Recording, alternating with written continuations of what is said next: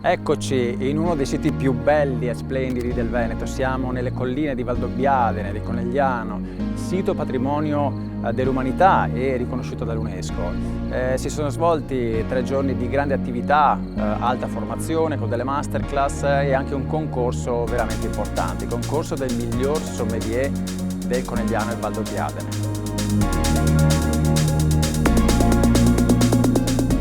Siamo a Villa Brandolini, sede del Consorzio di tutela della denominazione Conegliano Valdobbiadene Prosecco Superiore, sede che ha ospitato questa 3 giorni dedicata a questo master del Conegliano Valdobbiadene Prosecco Superiore, che ha coinvolto sì i partecipanti al concorso, ma anche molto appassionati sommeliers per conoscere e approfondire la bellezza e l'unicità di questo territorio che è patrimonio curato dall'UNESCO.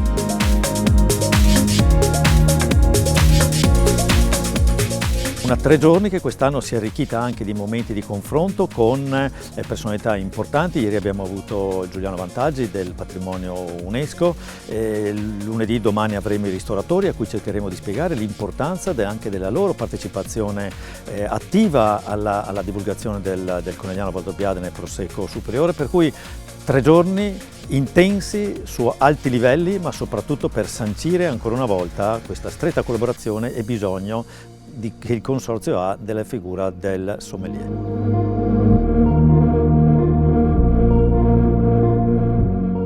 Conegliano Valdobbiadene riapre le porte al trofeo tematico, al miglior sommelier del territorio, per questa splendida zona, per questo splendido vino che ancora una volta ha dato la possibilità ai nostri ragazzi di cimentarsi e di calcare letteralmente i solchi così complicati di queste vigne.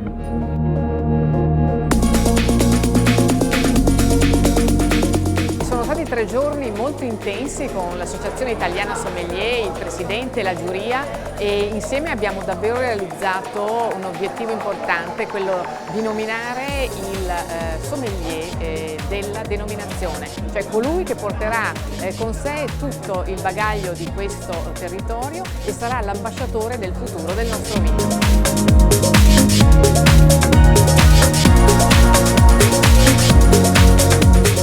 Secondo classificato Anna Balbinot di Treviso e terzo classificato di Venezia Enrico Parizzutti.